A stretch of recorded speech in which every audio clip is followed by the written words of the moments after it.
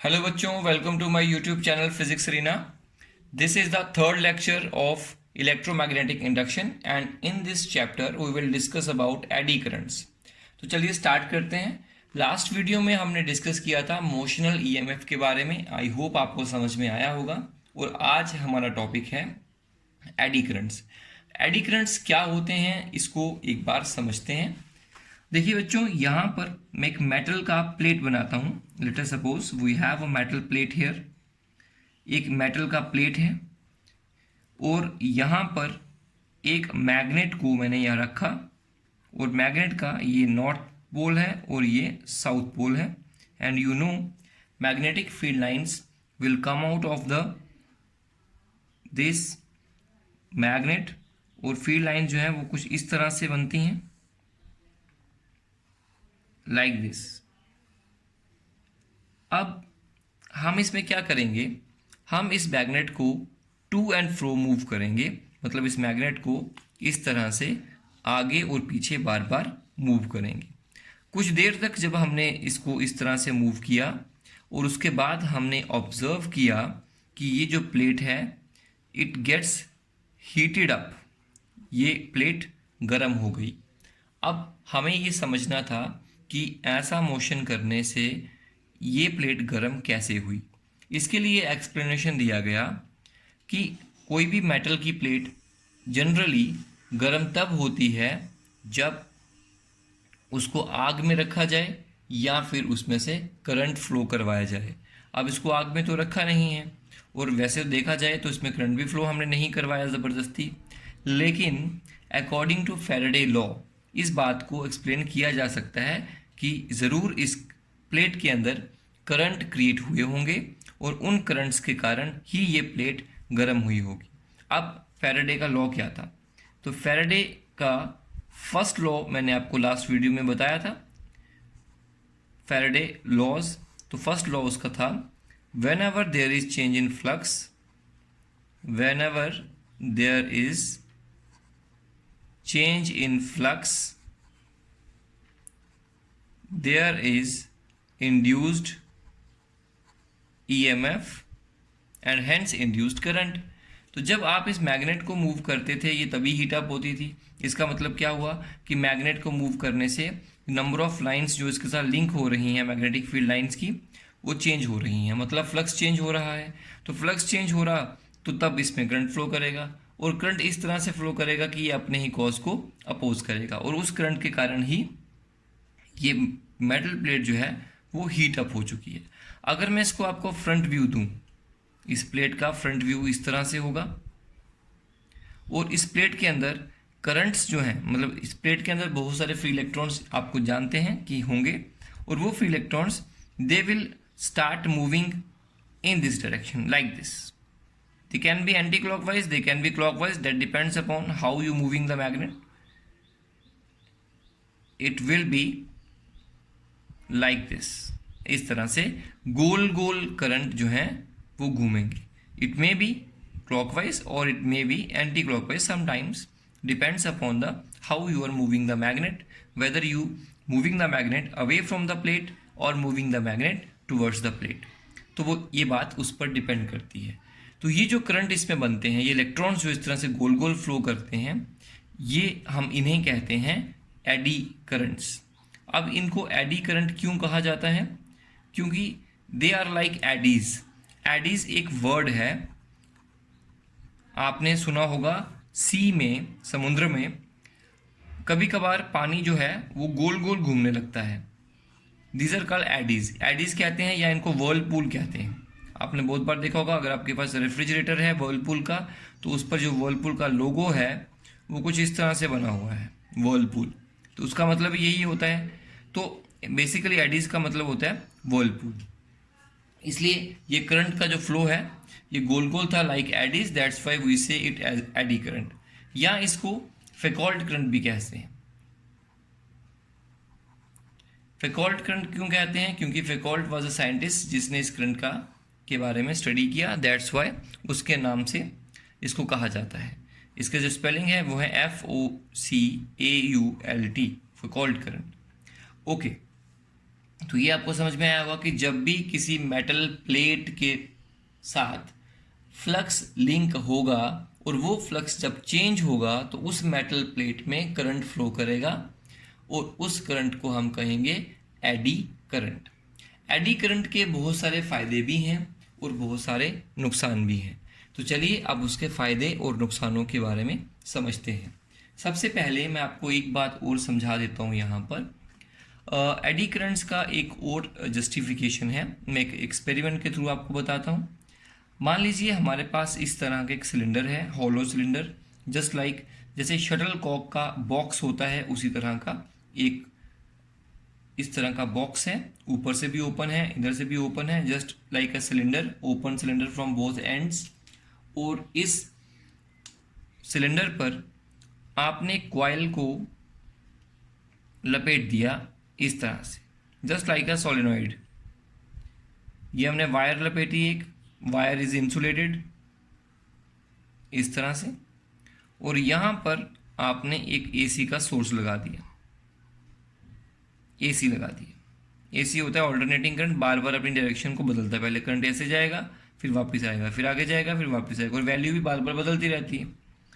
अब AC current का circuit हुआ, उसमें आप एरो नहीं लगा सकते क्योंकि बार बार डायरेक्शन बदलते, एरो फिक्स लगाएंगे तो प्रॉब्लम हो जाएगी।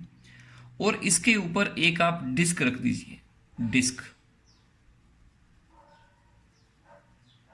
इसके ऊपर रख दीजिए, और यहां से जैसे ही एक की लगाइए, जैसे इसको ऑन करेंगे बच्चों, तो क्या होगा कि ये जो डिस्क है ये ऊपर को उछल जाएगी।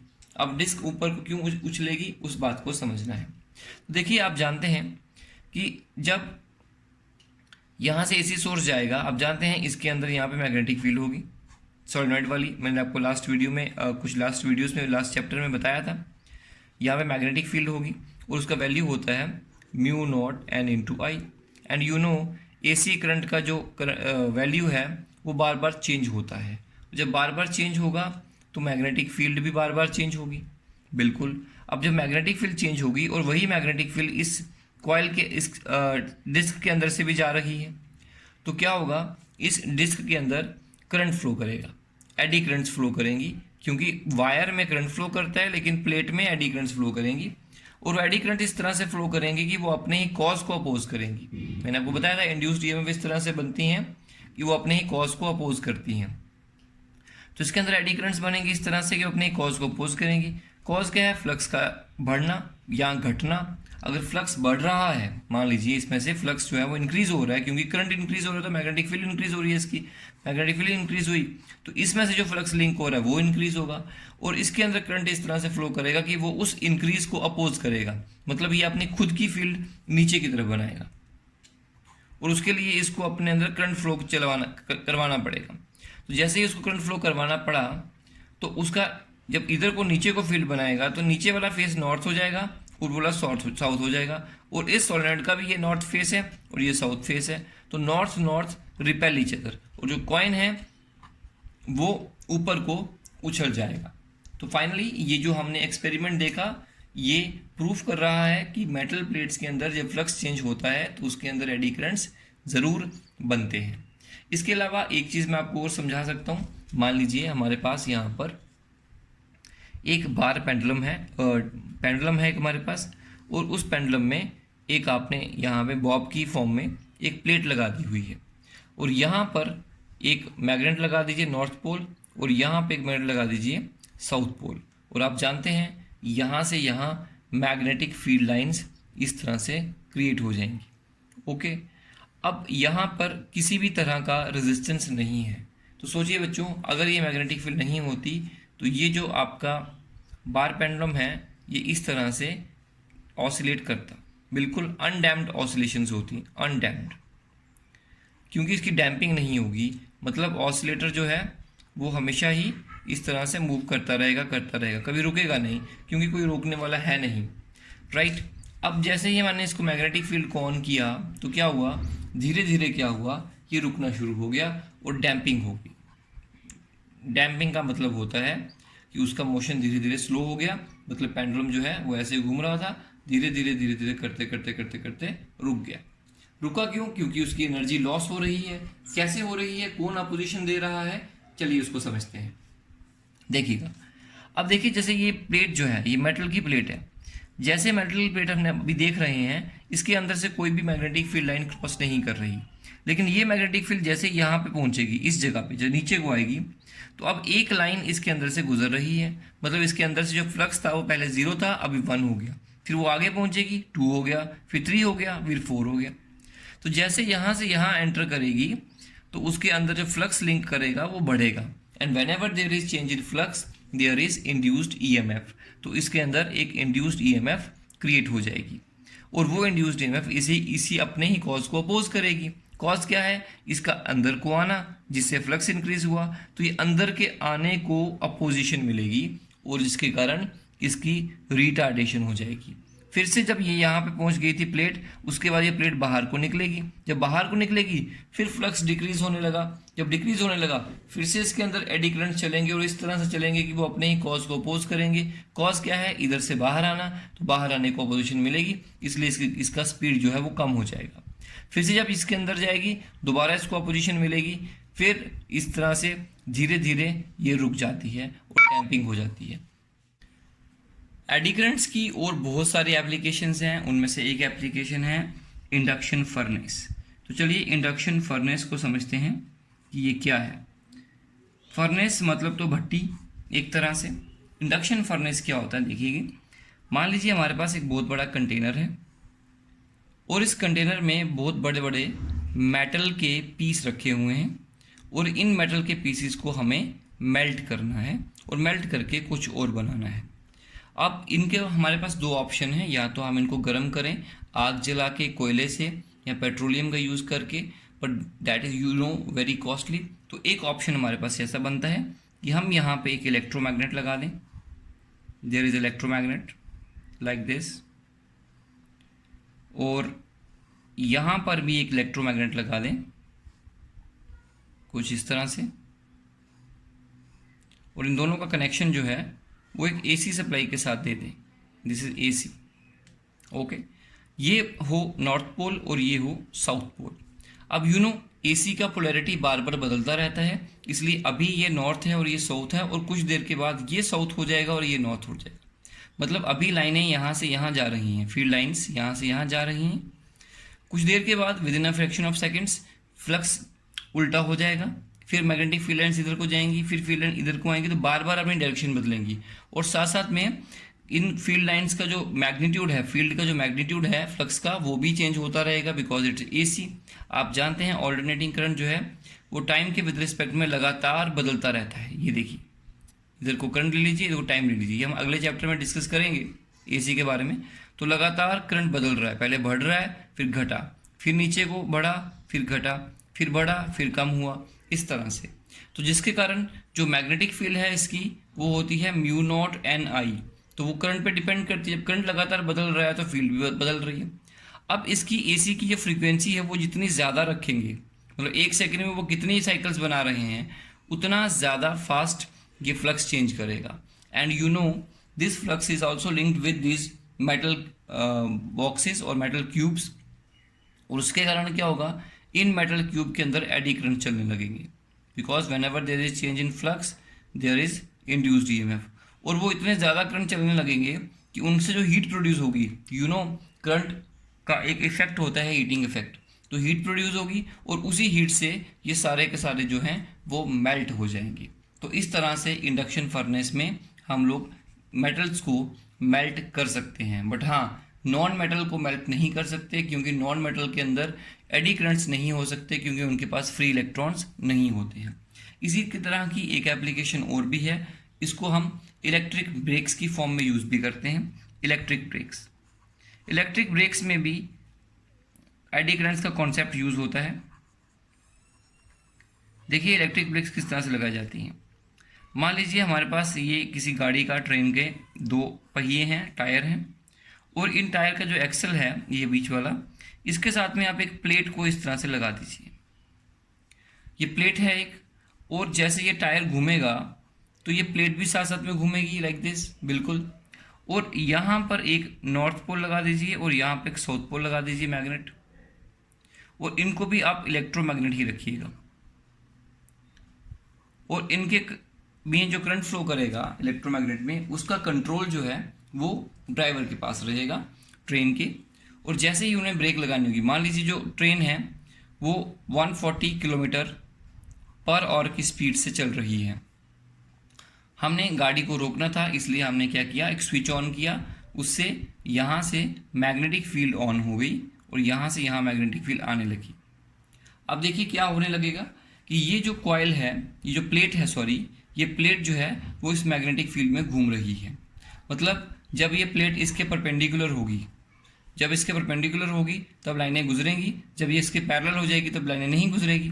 तो इसके अंदर इसके घूमने से इसके साथ फ्लक्स लिंक करेगा, और जितना फास्ट ये घूमेगी उतना ज़्यादा फ्लक्स लिंक करेगा और उतनी ज़्यादा इंड्यूस्ड ईएमएफ बनेगी, और वो इंड्यूस्ड ईएमएफ के कारण इसके अंदर एडी करंट जनरेट होंगे, और वो एडी करंट इस तरह से बनेंगे कि वो अपने ही कॉज को अपोज करेंगे। कॉज क्या है, इसका घूमना, तो इसका घूमना जो है वो अपोज होगा, उसके कारण टायर का स्पीड जो है वो कम हो जाएगा, धीरे धीरे गाड़ी जो है वो रुक जाएगी। तो इस तरह से इलेक्ट्रिक ब्रेक्स का यूज़ किया जाता है, और इसमें भी एडी करंट्स का कॉन्सेप्ट ही लगता है। तो बच्चों इसी तरह से हम लोग एडी करंट्स का यूज़ जो है, एक नुकसान भी है, वो नुकसान जो है वो ट्रांसफार्मर के कोर्स में होता है। हम जानते हैं ट्रांसफार्मर में 2 कॉइल्स होती हैं, प्राइमरी और सेकेंडरी। अभी आपने शायद ना पढ़ा हो, लेकिन आगे चलकर ज़रूर पढ़ेंगे, इसी चैप्टर के अंदर है। तो ये ट्रांसफार्मर कुछ इसके अंदर इसके मेटल का सॉफ्ट आयरन कोर लगाया जाता है, और ये कुछ इस तरह से होता है, थोड़ा मोटा रहता है ये, और यहाँ पर कॉइल लपेटी जाती है लाइक दिस, और एक कॉइल यहाँ लपेटी जाती है।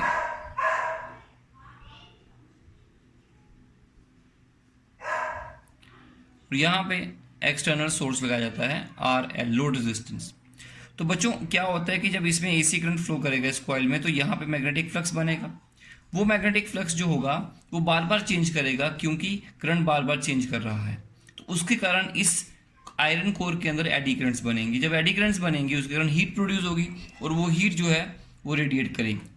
इसके कारण क्या हो सकता है, ये मटेरियल डैमेज भी हो सकता है, जो हमने यहाँ पे इंसुलेशन करी होती है वो मेल्ट भी कर सकती हैं, और हमारी काफ़ी इलेक्ट्रिकल एनर्जी जो है वो हीट की फॉर्म में वेस्ट हो जाती है। मान लीजिए 100 जूल यहाँ से लिया और 20 जूल यहाँ वेस्ट हो गया, 80 जूल हमें यहाँ मिला, तो एनर्जी जो है हमारी लूज़ हो रही है। तो हम चाहते हैं कि एडी करंट्स को किसी तरीके से कम करें, ताकि इसमें लॉसेस जो हैं वो कम हो। उन एडी करंट्स को कम करने के लिए हम क्या करते हैं, इसको, ये जो आयरन कोर है, इसको सिंगल मेटल नहीं लेते, इसको छोटी छोटी प्लेट्स में अलग अलग करते हैं, और फिर जोड़ के एक बड़ा पीस बनाया जाता है। जिस तरह से आपकी नोटबुक होती है उसी तरह से, मतलब एक इस तरह का कॉइल या एक स्ट्रिप ली जाएगी, इस स्ट्रिप के ऊपर दूसरी स्ट्रिप रखेंगे, तीसरी रखेंगे, चौथी रखेंगे, जैसे मैं यहाँ पे बता रहा हूँ। एक एक छोटी छोटी स्ट्रिप को मिला मिला के इसको पूरा बड़ा बनाया है, और यहाँ पे आप स्क्रू लगाएंगे 4, और स्क्रू लगाने के बाद आप इसको फिक्स कर देंगे। ऐसा क्यों करते हैं, इनको स्टेपल्स कहा जाता है। ऐसा हम क्यों करते हैं देखिएगा। अब देखिए, एक अगर अकेला पीस होगा मेटल का, जैसे कि यहाँ पे अब पहले सिंगल था, मैं साइड व्यू दे रहा हूँ आपको। यहाँ पे करंट जो है वो एडी करंट्स इस तरह से फ्लो करेंगी like this, they have a large area to flow. तो जितना ज़्यादा एरिया होगा उतना ज़्यादा करंट फ्लो करेगा, और एडी करंट्स उतनी ज़्यादा बनेंगी, और हीट लॉस उतना ज़्यादा होगा। लेकिन अगर इसी को हम कुछ इस तरह से बनाएं, छोटे छोटे पीस में इसको कट करके, और हर एक जो स्टेपल है वो आपस में लैमिनेटेड होती है, मतलब ये पीस इस पीस से लैमिनेटेड है, बीच में इंसुलेशन है, इसकी इसके साथ, इसकी इसके साथ, इसके साथ। अब क्या होगा कि इनका रास्ता टूट गया, अब छोटी छोटी लूप्स बनेंगी, और करंट बहुत कम हो जाएगा, जिसके कारण हीटिंग बहुत कम होगी और एनर्जी बहुत कम वेस्ट होगी। इसलिए हम क्या करते हैं, छोटे छोटे स्टेपल्स की फॉर्म में हम प्लेट्स को जोड़ जोड़ के इस आयरन कोर को क्रिएट करते हैं इन ट्रांसफार्मर्स। तो बच्चों ये थे एडी करंट्स। नेक्स्ट वीडियो में हम सेल्फ इंडक्शन और म्यूचुअल इंडक्शन के बारे में डिस्कस करेंगे।